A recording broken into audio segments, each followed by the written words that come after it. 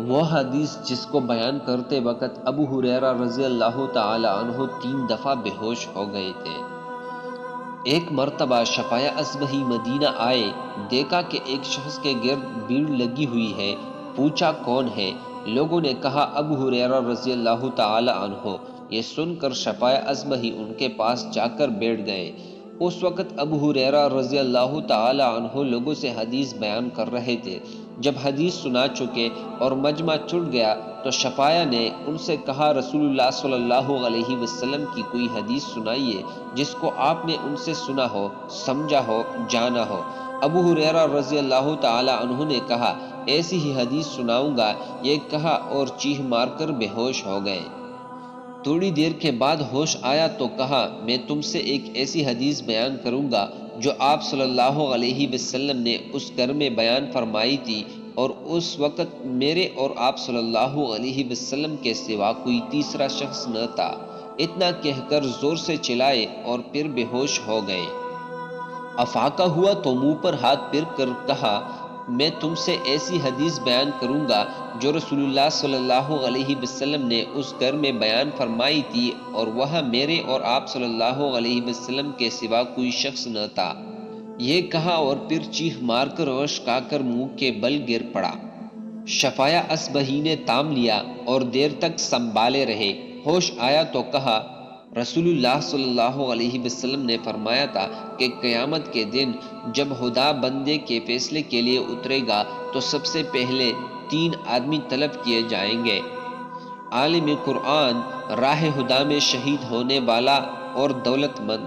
پھر خدا عالم سے پوچھے گا کیا میں نے تجھ کو قرآن کی تعلیم نہیں دی؟ وہ کہے گا ہاں۔ خدا فرمائے گا تو نے اس پر عمل کیا؟ وہ کہے گا میں رات دن اس کی تلاوت کرتا تھا۔ خدا فرمائے گا تو جھوٹا ہے، تو اس لیے تلاوت کرتا تھا کہ لوگ تجھ کو قاری کا خطاب دے، چنانچہ خطاب دیا گیا۔ پھر دولت مند سے پوچھے گا کیا میں نے تجھ کو صاحب مقدرت کر کے لوگوں کی احتیاج سے بے نیاز نہیں کر دیا؟ وہ کہے گا ہاں خدایا۔ فرمائے گا تو نے کیا کیا؟ وہ کہے گا میں صلہ رحمی کرتا تھا، صدقہ دیتا تھا۔ خدا فرمائے گا تو جھوٹ بولتا ہے، بلکہ اس سے تیرا مقصد یہ تھا کہ تو فیاض اور صحیح کہلائے، اور کہلایا۔ پھر وہ جس سے راہ خدا میں جان دینے کا دعویٰ تھا پیش ہوگا، اس سے سوال ہوگا تو کیوں مار ڈالا گیا؟ وہ کہے گا تو نے اپنی راہ میں جہاد کرنے کا حکم دیا تھا، میں تیری راہ میں لڑا اور مارا گیا۔ خدا فرمائے گا تو جھوٹ کہتا ہے، تو چاہتا تھا کہ دنیا میں جری اور بہادر کہلائے، تو یہ کہا جا چکا۔ یہ حدیث بیان کر کے رسول اللہ صلی اللہ علیہ وسلم نے میرے زانوں پر ہاتھ مار کر فرمایا ابو ہریرہ رضی اللہ تعالی عنہ پہلے انہی تینوں سے جہنم کی آگ بھڑکائی جائے گی۔ امیر معاویہ رضی اللہ تعالی عنہ نے یہ حدیث سنی تو کہا جب ان لوگوں کے ساتھ ایسا کیا گیا تو اور لوگوں کا کیا حال ہوگا؟ یہ کہہ کر ایسا زارو قطار روئے کہ معلوم ہوتا تھا کہ مر جائیں گے۔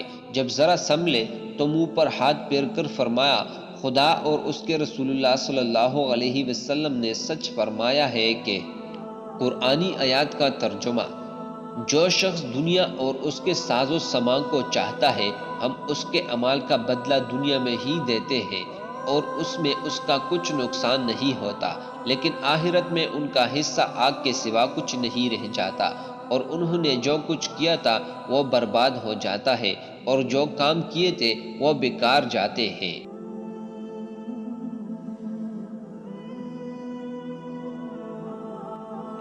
محترم ناظرین، درخواست ہے کہ اگر میری آج کی یہ معلوماتی ویڈیو آپ کو پسند آ جائے تو برائے کرم اس ویڈیو کو لائک اور شیئر کر دیجئے اور میرے اسلامی و اصلاحی چینل کو سبسکرائب کر لیجئے۔ جزاک اللہ خیرن کثیرا۔ اللہ ہم سب کا حامی و ناصر ہو۔